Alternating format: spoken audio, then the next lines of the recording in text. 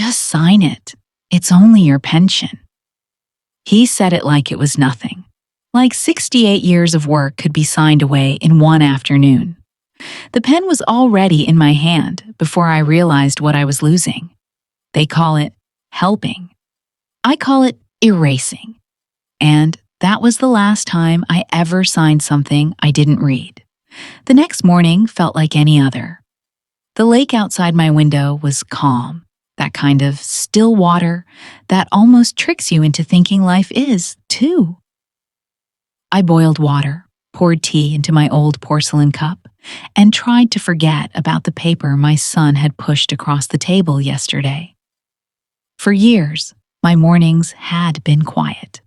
The same radio station, the same 2 slices of toast, the same chair facing the same patch of sunlight. After 50 years of teaching, I thought I'd earned this calm. I thought peace meant silence. I didn't realize silence could be so loud. Every weekend, Marcus and Renee showed up. They never called first. They just arrived, all cheerful and helpful, bringing new energy into my home.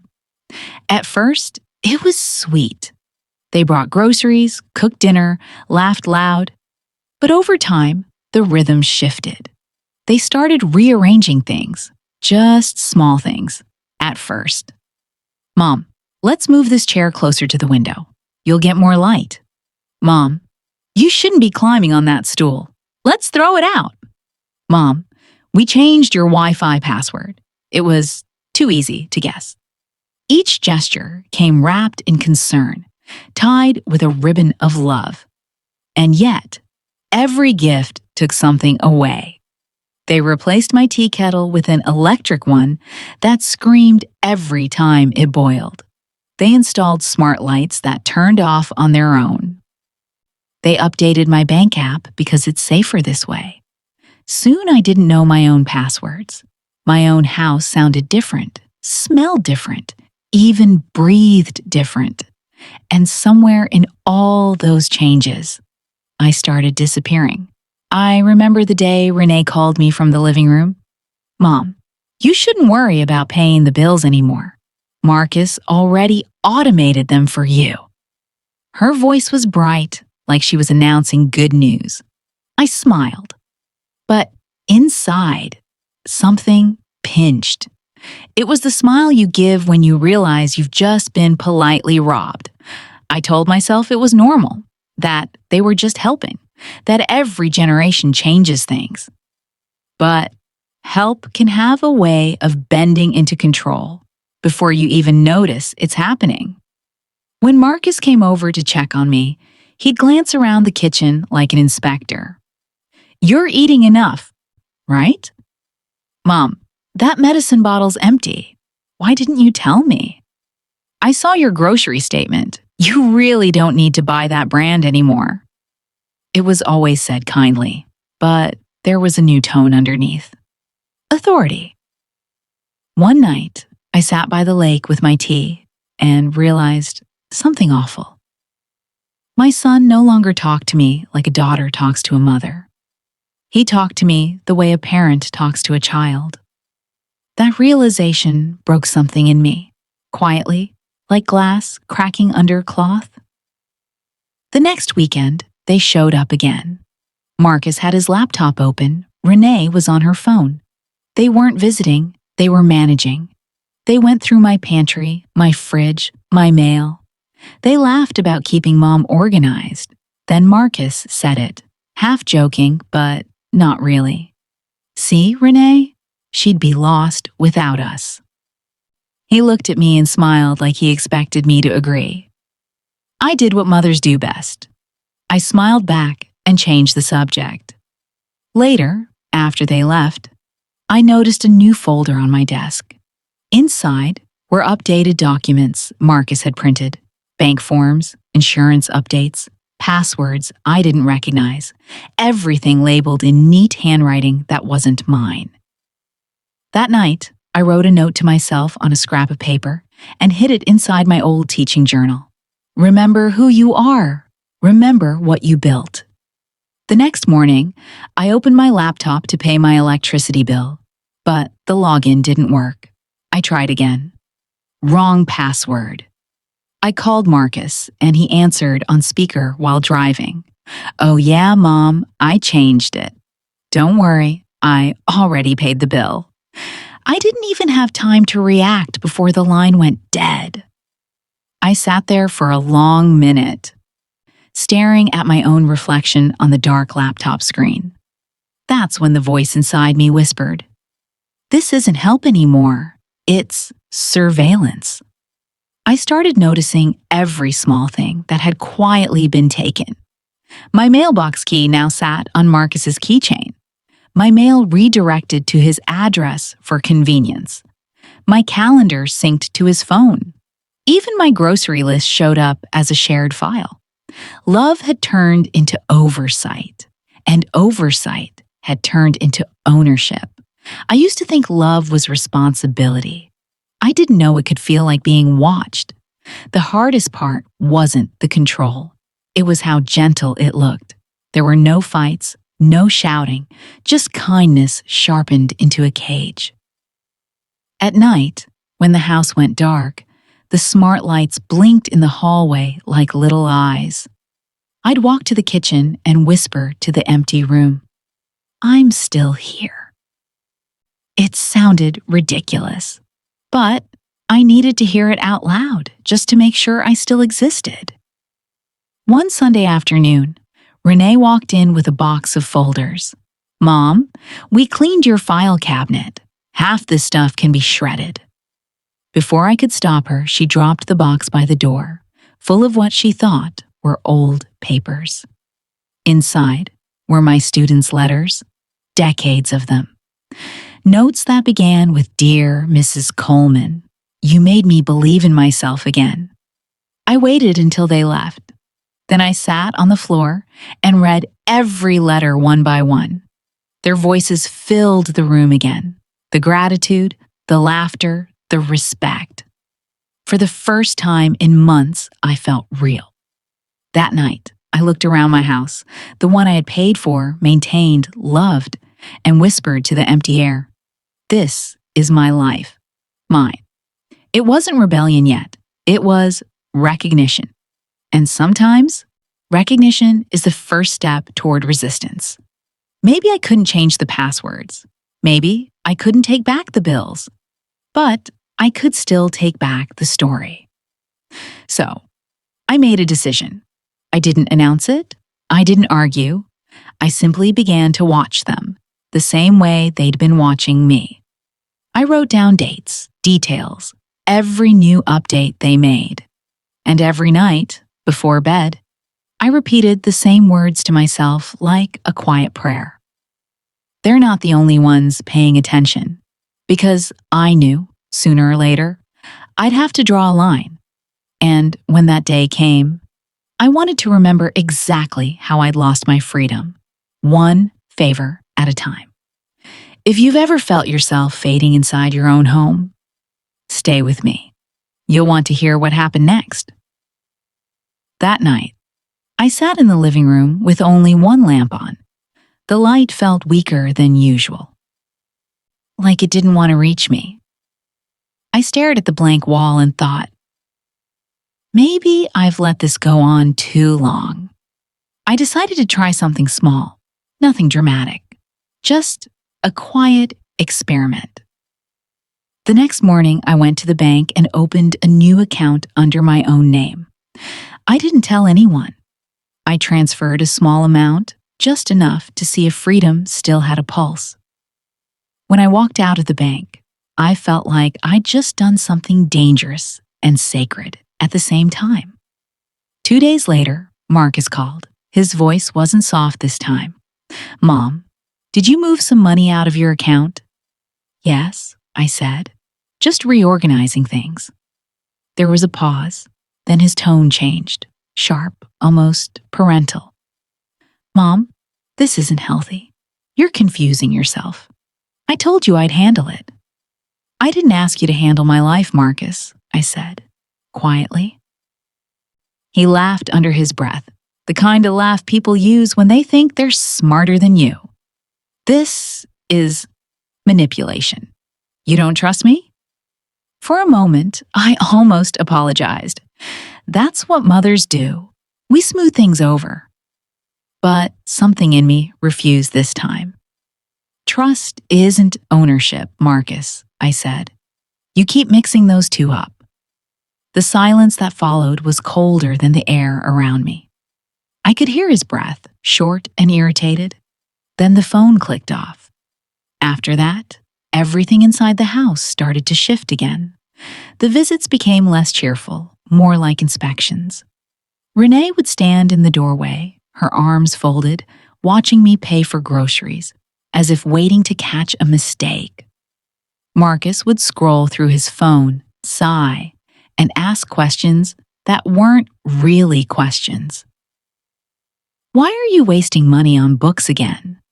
Mom, are you sure you remember what we talked about? Sometimes I caught them exchanging looks when I spoke. Those silent glances that say, she's getting old. I wish I could say I shouted back, but I didn't. I just stood there, half ashamed, half furious, trying to breathe through the ache of being treated like a child in my own home. That week, I noticed something strange. One of my bedroom lights wouldn't turn on. When I checked the smart app, the control was restricted for maintenance. I called Marcus about it. Oh yeah, he said. I disabled some lights for your safety. You don't need every room lit up at night. I almost laughed. My safety. That word again. It had become the chain that kept me quiet. That night, my house felt different. Every step echoed. The dark hallway stretched longer than usual. And the room that used to feel warm, the room where I'd raised my son, felt smaller, like the air had been stolen from it. I sat on the couch and whispered to myself, you are not crazy. You are just unseen. The next morning, Marcus came over, still upset. He started pacing the kitchen. Mom, this secrecy isn't normal. You're acting paranoid. You're not thinking straight anymore. His words were careful, rehearsed, but one sentence pierced through me. You can't manage things like you used to. You should be grateful someone cares enough to step in. Grateful. That word stung more than any insult. I looked at him, and for a long second, I didn't see my son. I saw a man who had learned to speak softly while taking everything that mattered. Marcus, I said, steady but trembling, you think care is control. But they're not the same thing. He turned away, muttering, you need help, as if the conversation was over. He didn't notice my hands shaking, not from weakness, but from restraint. When they left, the house was silent again. I walked into the hallway. Only one bulb was still working. The rest were dark. The reflection in the window showed me standing in that half-light, half-shadow, somewhere between mother and prisoner. It was then I realized my home wasn't mine anymore. It had become a stage where I played the part of an old woman who should be thankful. But deep down, I was planning my next act. That night, I took out a notebook and wrote one sentence at the top of the page. He thinks I'm too old to start over. Let's see if he's right. The next morning, I called the pension office and asked them to mail all statements directly to me. The woman on the phone said, Of course, Mrs. Coleman, but it seems your son is listed as your primary contact. I thanked her, hung up, and stared at the lake outside my window. It was gray, quiet, still, but beneath that calm surface, there was movement. I could feel it. I didn't know what I'd do next, not exactly. But I knew one thing. The more they tightened their grip, the more I'd find a way to breathe. And as the last bit of sunlight disappeared, Leaving the living room in darkness, I whispered to the room that no longer felt like mine. They turned off the light, but they forgot. I was never afraid of the dark. When people talk about the past, they usually pick the beautiful parts, the laughter, the milestones, the I did my best. But when I look back, I see a long road made of one small word I said too often. Yes. I was 29 when Marcus's father died. We had a little house, a little money, and a little boy who needed everything. I remember standing in the doorway of his room that night, watching him sleep, promising myself he'd never feel like something was missing. That promise became my compass and my curse. When he was 6, his teacher called and said he'd been invited to a private school across town. The tuition was more than I made in 3 months. Marcus ran up to me, holding the acceptance letter like a trophy. "Mom, please. This could change everything." And just like that, my yes escaped before I even thought about it. I sold my wedding ring to pay the first semester. He never knew. I told him I wanted something simple anyway. He smiled, kissed my cheek, and said, "You're the best, Mom." That little sentence was worth every dollar back then. When he was 17, he wanted a car so he wouldn't have to take the bus. I worked nights tutoring college kids online, drinking more coffee than sleep, until I could hand him the keys. He said, "You didn't have to." But I could see in his eyes that he expected I would. Years kept passing, and every yes felt like proof I was doing motherhood right. Good mothers say yes. Good mothers sacrifice. That's what I believed. When he went to college, I took a second job. He never saw the bills. He just saw the care packages, boxes of food, new shoes, notes that said, "Love you, proud of you." He'd text back, "Thanks, Mom," short, distracted. But I clung to those words like a prayer. Then came his 20s. He called one night, voice shaky but hopeful. "Mom, I've got this business idea. I just need a small loan to get it started." I didn't even ask how much, before saying, "Of course." That small loan became my savings. The business failed, and he never paid it back. But I told myself it didn't matter. He tried. That was enough. I realize now that every time I said yes, I was really saying, "Please don't pull away from me." I thought love meant cushioning his fall, protecting him from failure. What I didn't see was that I was teaching him something dangerous, that he'd never have to face consequences. Once, when he was 30, I tried to say no for the first time. He asked to move in just for a few months after losing his job.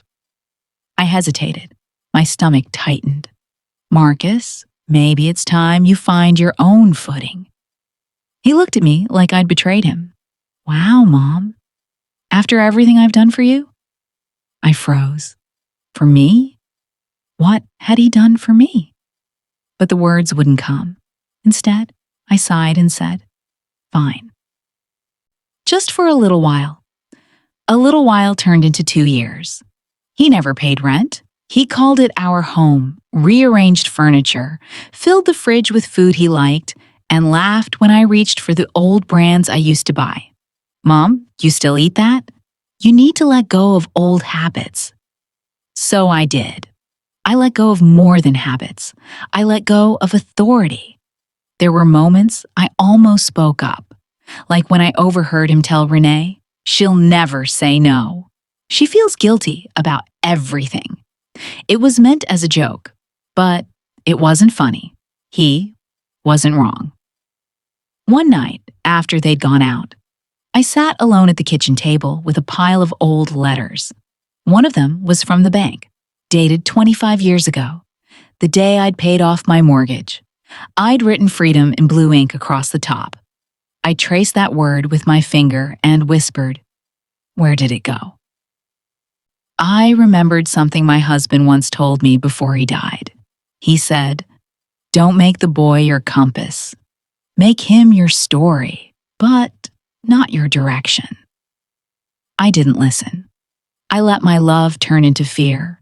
The fear of being left behind, of being irrelevant, of being unloved. And maybe that's where it all began. Not with Marcus taking, but with me giving too much. I built a world where no didn't exist, where love had no boundaries, where being needed became more important than being respected. When you live long enough, you learn that the word yes can be both a gift and a slow erasure. It fills others while it drains you. Now, sitting here years later, I can finally see it. I wasn't raising a son. I was building a mirror. And every time I looked at him, I saw the part of me that couldn't stop giving. If I had known what that kind of love would cost, maybe I would have learned to say no sooner. Not out of anger, not out of pride, but out of love. The kind that teaches strength instead of dependence. Because love without limits doesn't make someone whole. It makes them hungry. And maybe, just maybe, the day I finally told him no was the day he decided to take everything by force. It started with a feeling, that uneasy tug in your stomach when something doesn't add up. But you can't yet see the math of betrayal. One morning, I opened my laptop to check my bank account, and the page took longer than usual to load.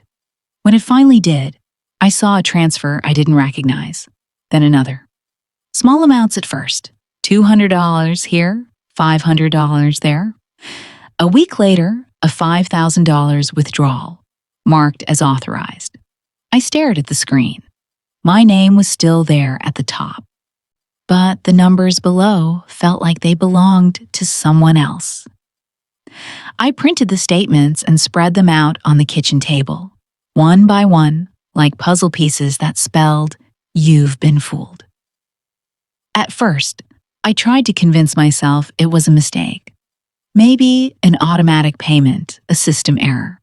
So I called the bank. The woman on the phone was polite but detached, reading from a script. "Mrs. Coleman, these transactions were authorized by your representative." "My what?" I asked. "Your son, Marcus Coleman. He's listed as secondary on the account." My voice trembled. There must be some confusion. I never gave him that permission. She paused. I could hear her typing. "It says here, the authorization was added 3 months ago, signed by you." I closed my eyes. 3 months ago. The same week he'd asked me to sign a few documents to simplify things. The pension paperwork. The day I thought I was giving him access, not ownership. When I hung up, the silence in the house was deafening. The kettle whistled, but I forgot to turn it off. The sound grew sharper and sharper until it felt like it was inside my chest. He had taken my signature and turned it into a weapon. Later that afternoon, I found an email from the bank confirming a loan application. The name on the form made my blood run cold. L. Coleman Jr. Marcus had never been a junior. That title belonged to my late husband, my husband, whose name now stood beside a debt I never made. I drove to the bank the next morning. The road was covered in frost, the sky a dull silver. I walked up to the counter, holding the printed email like evidence. "There's been a mistake," I said. "This loan isn't mine." The young teller smiled, the kind of smile reserved for elderly customers who are about to be gently corrected. "Oh, it's okay, Mrs. Coleman. Your son already explained everything. He's managing your finances." "Explained what?" I asked, my throat tightening. "That you've been a bit forgetful lately." He brought the paperwork. "It's all in order." Forgetful. The word hung in the air like a slap. I wanted to shout that I still remembered everything, that I could still recite Shakespeare, balance equations, quote philosophers. But I just stood there, frozen, while the teller nodded sympathetically.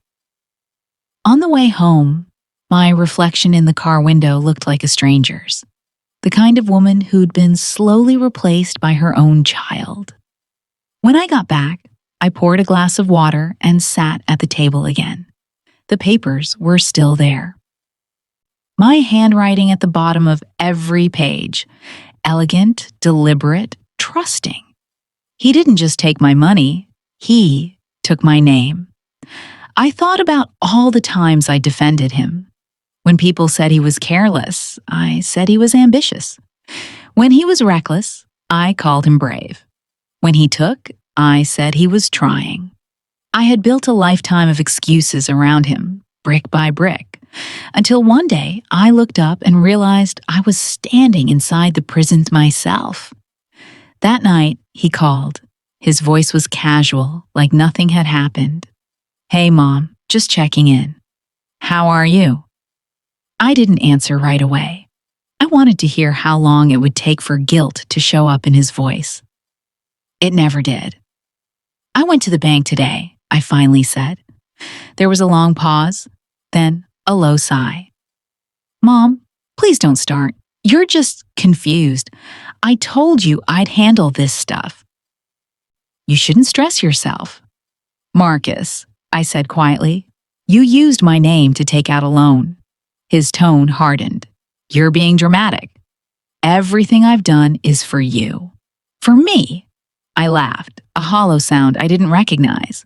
"You forged my name and told them I was forgetful." "I was trying to protect you," he snapped. "You don't understand how complicated things are. You're not the same anymore." I could feel my hands shaking, but I forced my voice to stay calm. "You're right. I'm not the same. I finally see what you've become." He hung up without another word. The sound of the disconnect clicked in my ear like a door locking. I sat there for a long time after, listening to the clock tick. Each second felt heavier, louder, like it was counting the years I'd spent. Believing love could never betray me. I looked around my home, at the framed photos, the curtains we'd picked out together when he was little, the faint marks on the wall where he'd drawn as a child. Every memory had fingerprints. Every fingerprint was his. And now, even my signature was too. When I finally stood up, I wasn't crying. I wasn't angry. I was empty. There's a kind of pain that burns clean. It doesn't scream. It just settles quietly into your bones. That night, I opened a new notebook and wrote one sentence on the first page. He may have taken my name, but he'll never own my story. And as I closed the book, I realized this wasn't about the money anymore. It never was. It was about something far deeper. The theft of dignity, of identity, of being seen as less than whole. And that, I decided, was something worth fighting for. They came back 2 days later, Marcus and Renee, storming through the driveway like justice itself was on their side. I saw their car pull up before they even knocked. There was something different in their walk this time. Not guilt, not remorse, power. When I opened the door, Marcus didn't waste a second.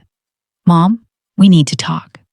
His voice was tight, rehearsed, like a man about to lecture a child. Renee stood behind him, arms crossed, lips pressed together like she was there for moral support.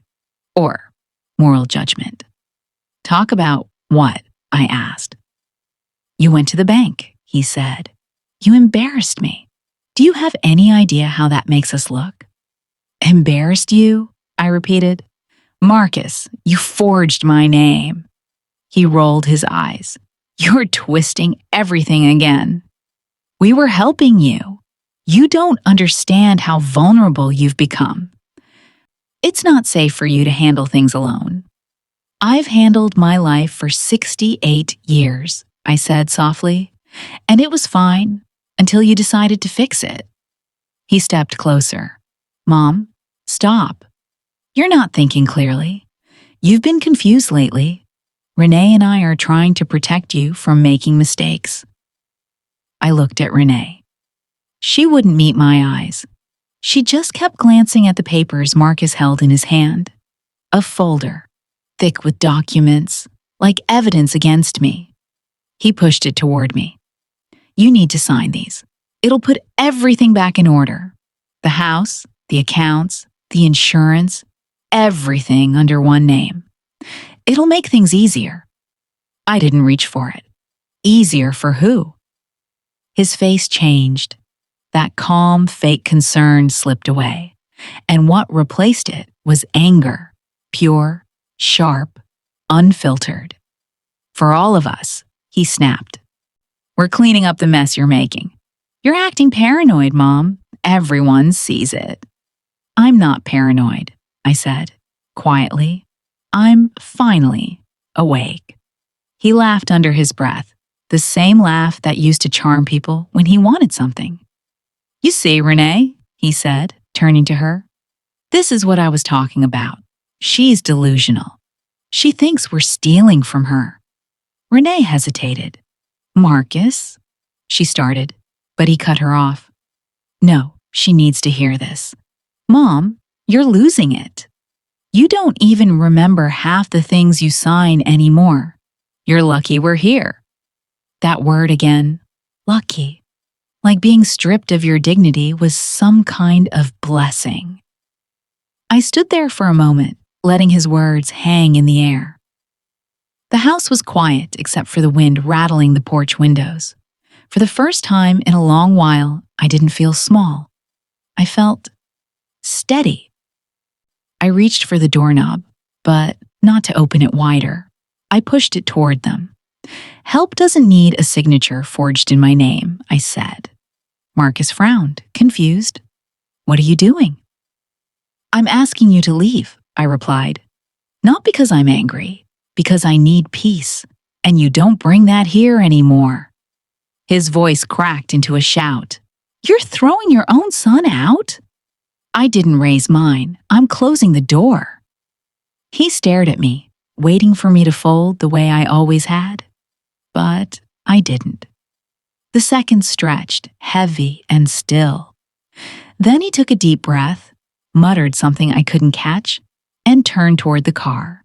Renee followed, glancing back only once before Marcus barked. Let's go. When the car disappeared down the road, I stayed where I was, hand still on the knob. My fingers trembled, but I didn't pull them away. I watched the empty driveway until the dust settled and the silence became whole again. For the first time, the quiet didn't scare me. It felt clean, like air after a storm. I leaned my head against the door and whispered, I used to open this door for family. Now I close it for dignity. That night, I sat by the window, watching the reflection of the porch light shimmer across the lake. The house looked smaller from where I sat, but safer somehow. Not because I locked it, but because I finally knew who I was keeping out. There's a strange kind of grief in choosing peace over love. It doesn't feel like victory. It feels like silence, like closing a book halfway through because you can't bear to read what comes next. But deep down, I knew. Sometimes silence is the loudest way to fight back. Later, I walked to the door again. My hand brushed the wood. It was cool, smooth, real. I whispered a promise to it, and maybe to myself. No one walks through this door again unless they knock with respect. Outside, the wind shifted, carrying the faint echo of my own words back at me. It sounded like strength. And when I turned off the lights, for the first time in years, the darkness didn't feel like a threat. It felt like a choice. It started with a knock on the door I didn't answer. Then came the silence, the kind that doesn't feel peaceful, just heavy. For a few days, I thought maybe that was the end of it. Maybe Marcus had finally decided to leave me alone. But then the messages began. It was my neighbor, Carol, the one who always waves from across the lake. "Lydia," she texted, "I just saw Marcus's post. Are you okay?" I didn't know what she meant until she sent me a screenshot. There it was, my son's face, smiling sadly in a photo of us taken last Christmas. The caption read, "It's hard watching your parent lose their memory. We're just trying to protect her, but she keeps pushing us away. Please pray for my mom." Thousands of likes, hundreds of comments. So heartbreaking. "You're such a good son. She's lucky to have you." Lucky. Again, that word. I scrolled through the thread, my hands trembling. Every picture looked like proof of a lie. The kind of lie dressed up as love. A photo of us at dinner. Me smiling politely, unaware he'd one day use that same image to prove I was declining. Then I saw my former students in the comments. Mrs. Coleman was my favorite teacher. Can't believe she's sick. She always seemed so sharp. I hope she gets the help she needs. Help. That word again, too. It wasn't the lies that broke me. It was how quickly the world believed them. I sat there in the dark, the glow from my laptop lighting the lines on my hands, the same hands that once wrote him notes in his lunchbox, that helped him tie his shoes, that signed his first permission slip. Now, those same hands were the proof he claimed I'd lost control of. Later that night, someone knocked again. It was Carol, holding a pie, the way small-town people show concern without saying too much. She smiled awkwardly. "I just wanted to check on you. Everyone's talking, about what Marcus posted." I invited her in, though I could barely speak. She looked around the house, neat, quiet, organized, like she expected to find chaos. "You seem fine," she said softly. "I am," I replied. "I've been fine. I just stopped saying yes to the wrong people." She hesitated, unsure whether to believe me. That's what hurt most. Even the people who loved me had to consider whether I was telling the truth. After she left, I sat by the window and watched the reflection of the screen on the glass. The post kept climbing. 5,000 shares, then 8. Marcus had even added a donation link for elder care expenses. He turned my story into his campaign. The comments grew harsher. "Someone should intervene. Call Adult Protective Services." She doesn't sound capable anymore. Each line felt like a layer of erasure. Like the world was gently, collectively writing me out of my own life. I tried to ignore it. I really did. But the next morning, the mail arrived. A letter from my bank freezing access to my account, pending family verification. I laughed when I read it. A small, bitter laugh. Because it wasn't just about losing control anymore. It was about being declared invisible by a system built to doubt the quiet ones. That evening, I opened my laptop again. The post was still there, but now pinned to the top of his page. A family photo as the cover image, my face cropped beside his smiling one. I clicked Report Post. The little box popped up, "Tell us why." I typed, "Because it's a lie," then hit send. Nothing happened, so I opened a blank document. For the first time, I started writing my side of the story. The truth, in my own words. No hashtags, no filters. Just the quiet confession of a woman who'd been turned into a villain for trying to survive. But halfway through, I stopped typing. I realized no post could fix this. No explanation could compete with the emotional theater of a son pretending to protect his mother. The real battle wasn't online. It was in the small, silent moments, the ones where you decide whether to scream or to stand tall and let silence be your statement. I shut the laptop and turned off the light. The house was dark again, but this time, the darkness didn't feel like defeat. It felt honest. Somewhere across town, Marcus was probably reading the comments, letting the sympathy pour in, mistaking attention for absolution.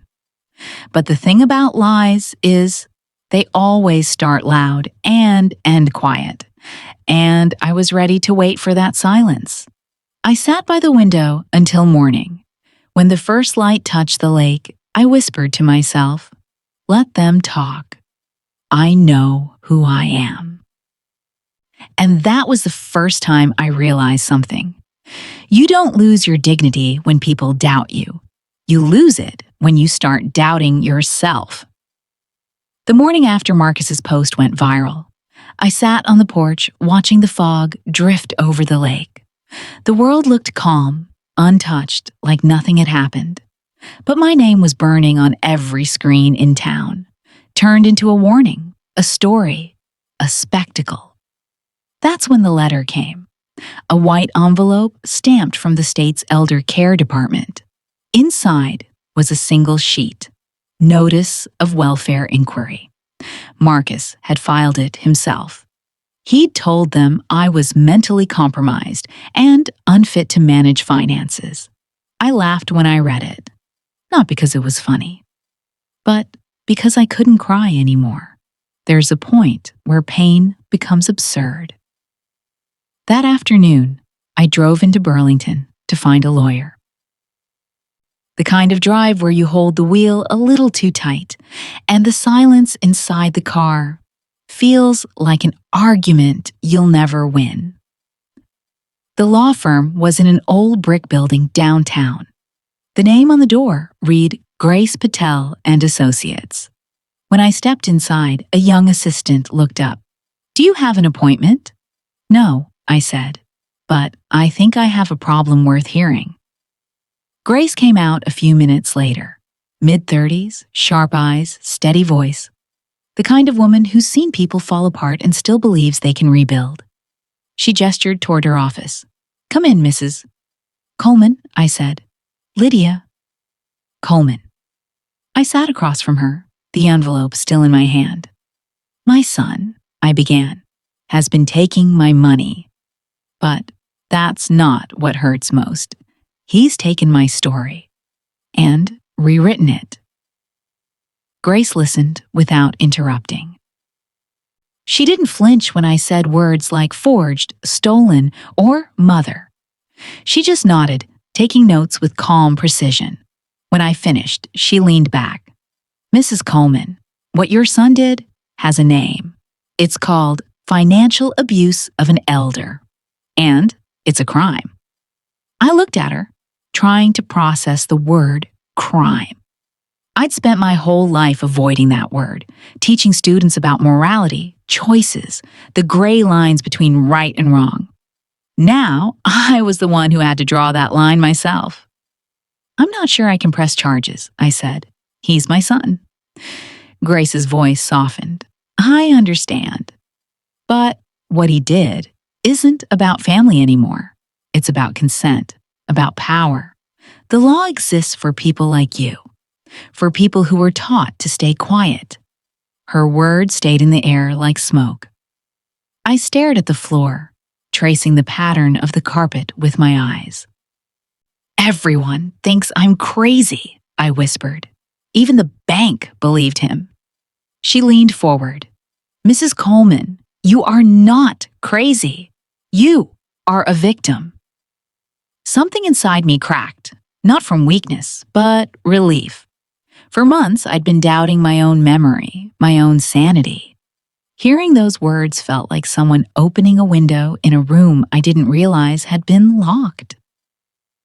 "I don't want to be a victim," I said quietly. Grace smiled, not the pitying kind, but the kind that carries weight. "Then don't be. Victims file reports. Survivors fight back. The phrase hit me harder than anything Marcus had ever said. Survivors fight back. I signed the paperwork that afternoon. My hand shook a little, but not from fear. From something new. Resolve. Grace explained each step carefully. Filing the report, freezing accounts, collecting evidence. The hearing that would follow? Legal words that sounded foreign but powerful, like armor made of truth. Before I left, she handed me her card. "You're not alone in this," she said. "Most cases like yours never get reported. Families hide it, but sunlight's the best disinfectant." That night, I sat at my kitchen table again, the same table where it all started, where Marcus first placed that piece of paper in front of me, where I'd signed away control with a smile. But this time, there was no pen, no deceit, just a notepad, a cup of tea, and my own name written clearly at the top of a page. Lydia M. Coleman. I whispered it out loud, my name, my own. It felt strange, saying it like I was reintroducing myself to the world. I thought about all the women I'd taught over the years, mothers, grandmothers, wives, who'd quietly accepted less because they believed that's what love required. Maybe I'd been one of them too. Maybe love, at its worst, can turn you into an accomplice to your own erasure. But that night, I understood something that years of philosophy never taught me. Justice isn't about revenge. It's about remembering who you are when someone tries to tell your story for you. When I closed my notebook, I felt something I hadn't in a long time. Safety. Not because Marcus was gone, but because I finally chose myself. The next morning, I mailed the legal forms. As I dropped the envelope into the box, the metal clanged softly. The sound of something ending and something beginning. For the first time in months, I breathed deeply. The air tasted clean, and I thought, this isn't about punishment. It's about truth finding its way home. The courthouse was colder than I expected. Not the temperature, but the air. It had that kind of stillness where people whisper even when they don't have to. I sat on the left side, hands folded, eyes fixed on the wood and grain of the table in front of me. Marcus was across the room. He wouldn't look at me. He sat with his lawyer, wearing a gray suit I didn't recognize. Maybe new, maybe borrowed. Renee was beside him, mascara smudged just enough to look like concern. The judge entered, and everyone stood. The shuffle of feet, the scrape of chairs. That sound felt louder than anything else. I thought of all the times I stood up for Marcus before. At his graduation, at his wedding, at the bank at the day I co-signed his first loan. I used to rise for him with pride. This time, I stood, because justice required it. Grace leaned over to whisper, "Just breathe, Mrs. Coleman. The truth doesn't need to shout." The hearing began. The clerk read the case number. Coleman versus Coleman. The irony stung like salt in an open wound. Marcus's lawyer spoke first. His voice was smooth, rehearsed. My client's actions were never malicious. He was simply trying to manage his mother's affairs after observing signs of mental decline. He acted out of love, not greed. Love. That word again. Worn out and hollow. Then he showed the court a printed copy of Marcus's viral post. The one where I was painted as the confused, fragile old woman. He called it evidence of concern. When it was Grace's turn, she stood with quiet authority. No theatrics, no anger. "Your Honor," she began, "what you see here isn't care. It's control. Mr. Coleman didn't just manage his mother's money. He erased her autonomy. He used affection as a weapon and trust as currency. She turned to me gently. Mrs. Coleman, can you tell the court what happened the day your son asked you to sign the paper? I looked at Marcus. For a moment, he almost looked like the boy I raised. The one who used to run home holding flowers he picked from the neighbor's yard. But that image dissolved when he crossed his arms, his jaw tight, his eyes avoiding mine. I took a breath. He said it would make things easier, I said quietly, that I didn't need to worry about bills or bank statements anymore. I thought he was helping me.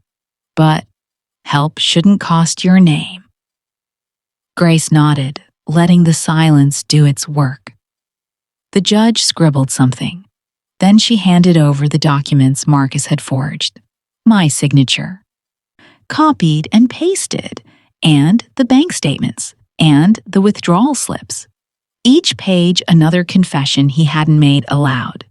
Marcus shifted in his seat. That's not fair, he muttered, too low for most to hear. But I heard it. I'd heard that tone my whole life. The tone of a man who'd rather rewrite the truth than face it. When the judge finally asked if I had anything else to say, I stood. My knees shook, but my voice didn't. I taught ethics for 30 years, I said. And I used to tell my students that morality isn't about never making mistakes. It's about knowing when to stop making excuses. My son thought he was protecting me. But protection without permission isn't love. It's theft. Marcus slammed his hand on the table. I was just helping my mother. The judge lifted a hand to quiet him. I turned to him and said softly, helping ends where consent ends. The words hung in the air, sharp and still. For once, Marcus didn't have a reply. Grace gathered the papers calmly. Your Honor, she said, we're not asking for punishment.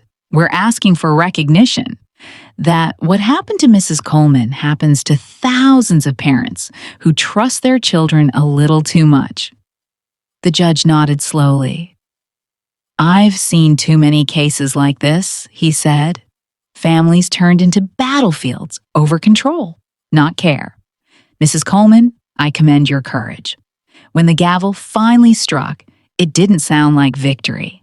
It sounded like closure, small, solemn, final. The court ruled in my favor.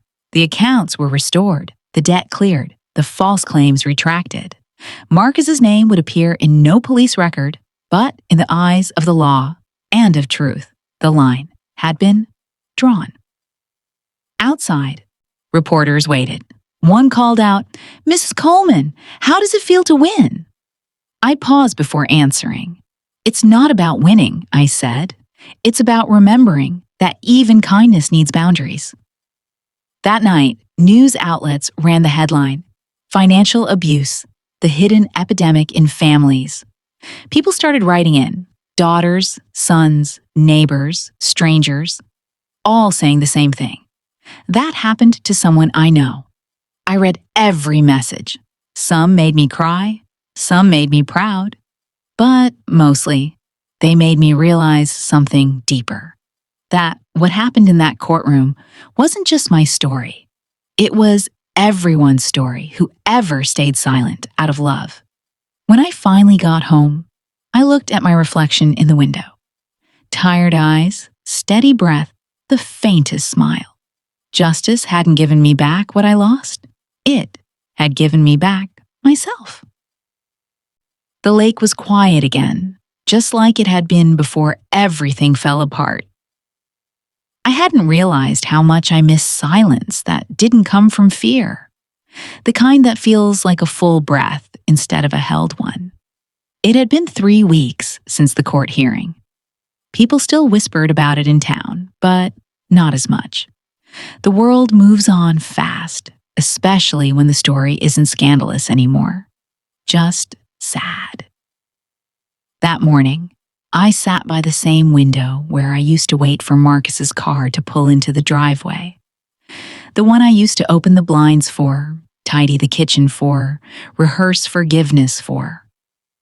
Now, there was only a cup of tea and a letter I'd been writing for days, but couldn't bring myself to finish. It started simply, "Dear Marcus." I stared at those two words for a long time. The paper already had faint smudges from where I'd tried to rewrite the same sentence, different tones, different levels of mercy.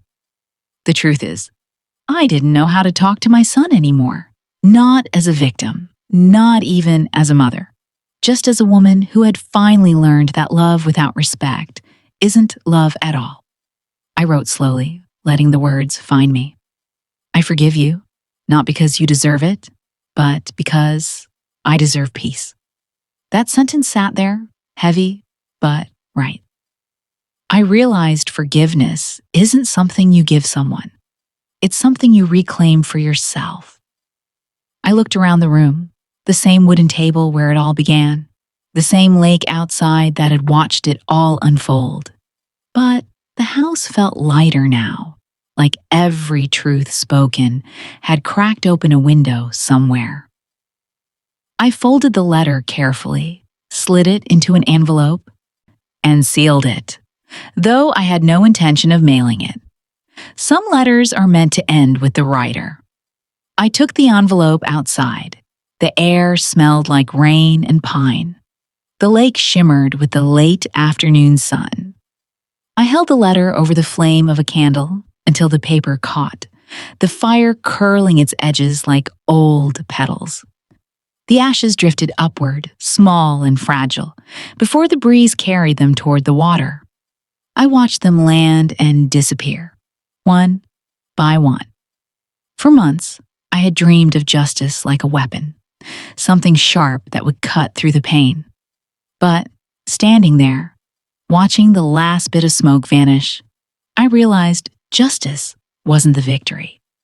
It was the quiet that came after. I didn't need to win. I just needed to stop losing myself. Inside, the house felt alive again. I poured another cup of tea, opened my notebook, and wrote on the first blank page, "I didn't win by punishment. I won by remembering who I am." It was strange how true it felt. Remembering who I am didn't mean erasing the hurt or pretending it didn't happen. It meant honoring the part of me that had survived through every betrayal. The teacher, the mother, the woman who refused to disappear quietly. I walked to the window and looked at the lake once more. For the first time, it didn't feel like something to escape to. It felt like a mirror, still, clear and honest. I thought about Marcus. Somewhere out there, he was probably angry, embarrassed, or maybe finally understanding. I hoped in time he'd see what I had seen too late. That control is just fear. Wearing love's clothes. I didn't hate him. I didn't love him the same way either. What I felt now was something else. Peace, mixed with distance, like two shores that no longer needed a bridge between them. The sky turned gold, and the reflection of light touched the pages of my notebook. I picked up my pen again, just to write one last line beneath the others. Peace isn't silence. It's truth that no longer hurts to tell. And for the first time, I smiled. Not because everything was fixed, but because I was. The email came on a quiet Sunday morning, the kind that smelled like coffee and pine. I wasn't expecting anything, just checking messages out of habit. Then I saw his name, Marcus Coleman. For a moment, my finger hovered over it. I thought maybe it was another excuse, another justification dressed as love. But when I opened it, the first line stopped me cold. "I'm sorry, Mom. I thought control was love." The words were simple. No long explanations, no promises, just truth stripped bare. I sat there for a long time, reading it over and over. The old ache tried to rise again, but this time, it didn't win. Maybe because I'd already mourned everything I could lose. Maybe because part of me had been waiting, not for forgiveness, but for acknowledgement. I looked out of the window. The lake was still, silver under the morning light. The same water that had carried my pain away now held something else. Acceptance, maybe. Or just stillness. I thought about how strange it is, the way love changes shape. When Marcus was little, I used to tuck him in at night, whispering that I'd always protect him. I never imagined I'd need protection from him someday. But I guess every promise has an echo. You just never know which side it'll come back from. I didn't write him back. There was nothing left to explain. The apology wasn't for me to answer. It was for him to carry. Some things don't need closure to end. They just need space to breathe. I put the phone down and opened my notebook. The pages were filled with notes, thoughts, half-finished reflections about justice and love. I'd started writing again recently, not lessons for students, but letters to myself, reminders of what dignity feels like. On a clean page, I wrote slowly, letting the pen drag across the paper. Respect begins where fear ends. That line felt right. It was the truth I wish I'd learned sooner, the one I hope Marcus learned someday too. I imagined him reading that email over and over, the same way I had with his. Maybe wondering if silence was forgiveness, or if it was just peace. Maybe realizing that the strongest reply isn't anger, it's freedom. Outside, a few ducks skimmed across the lake, leaving ripples that reached all the way to the dock. I smiled. Life keeps moving even after the hardest chapters end. Especially then. I closed the notebook, poured another cup of tea, and whispered. Not to Marcus, not even to the past, but to myself. You made it through. And for the first time in a long time, that felt like enough. The classroom smelled like chalk and coffee. Not the kind of classroom with bells and textbooks.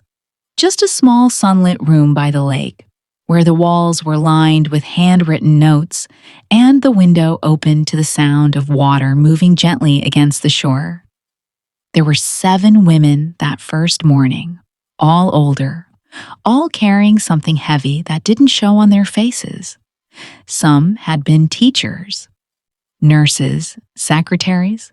Some had been mothers who gave everything away until there was nothing left for themselves. Every one of them knew what it felt like to be trusted, less the older they got. I started the class with something simple. A blank notebook, a pen, and a question written on the board. What is freedom worth to you? At first, no one spoke. They just stared at the page like it might judge them. Then Mrs. Green, a retired librarian, laughed softly and said, apparently less than a signature. The others smiled, the kind of smile that hides pain but also says, I get it. I told them my story. Not all of it, not the courtroom or the headlines, just the truth that mattered. That I once believed saying yes was love. That silence felt safer than conflict, that it took losing my own name to remember it was mine to protect. As I spoke, I could see their eyes change. Not pity, recognition. The quiet understanding that comes when someone finally says out loud what you've been trying not to admit. We started small. How to read a bank statement, how to ask questions without apologizing, how to say no without guilt. But underneath all of it was something deeper. Learning to believe that we were still allowed to own our lives. During one class, I asked them to write a single sentence they wish someone had told them when they were younger. The room went silent except for the sound of pens scratching paper. When they finished, I walked around and read a few. My voice is not too loud. It's just been unheard. I don't need to be needed to be worthy. And one that stopped me completely. My worth is not up for negotiation. That became our motto.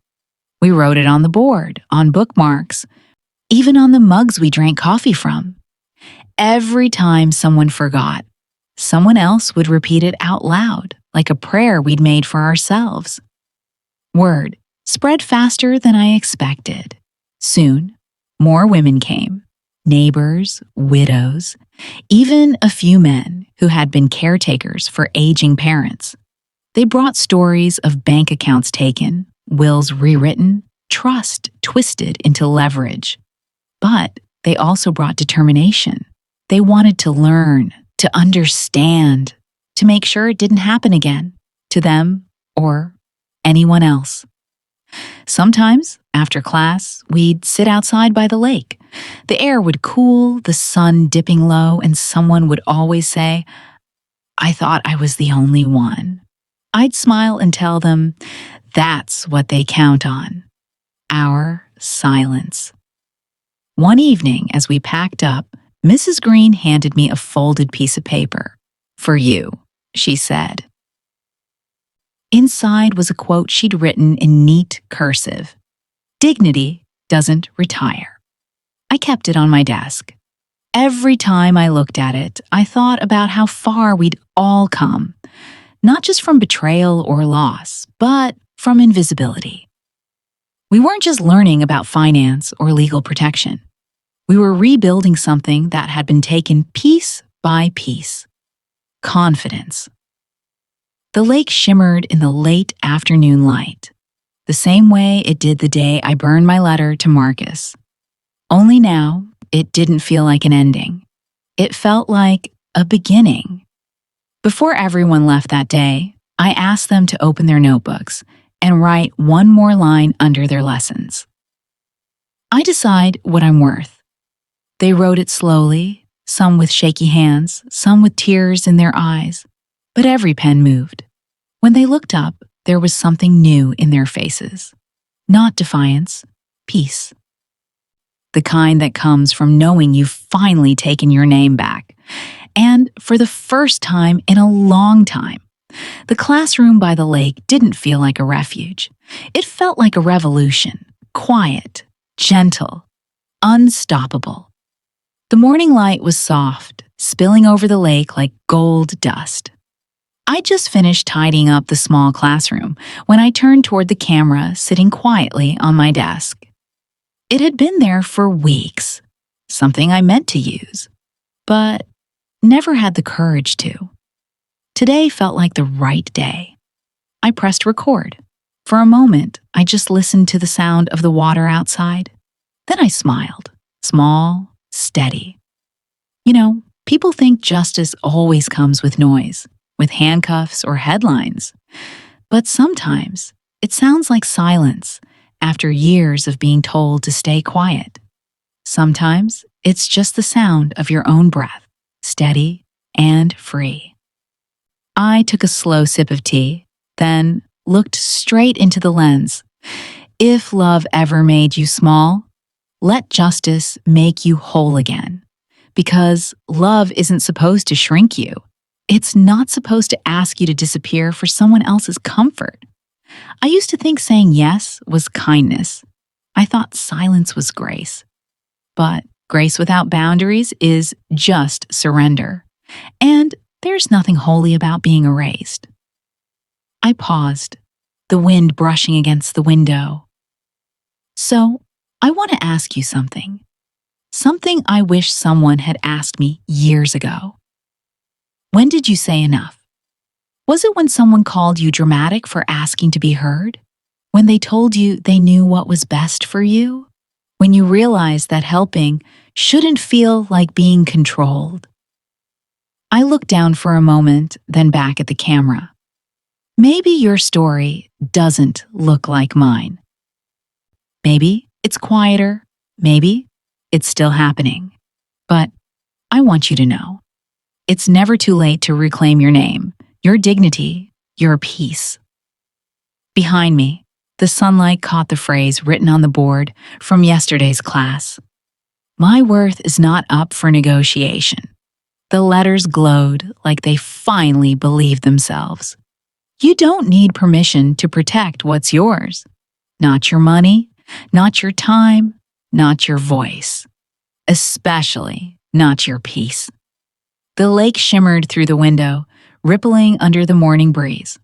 I smiled again, this time with a kind of peace I hadn't known before. Tell me, when did you say enough?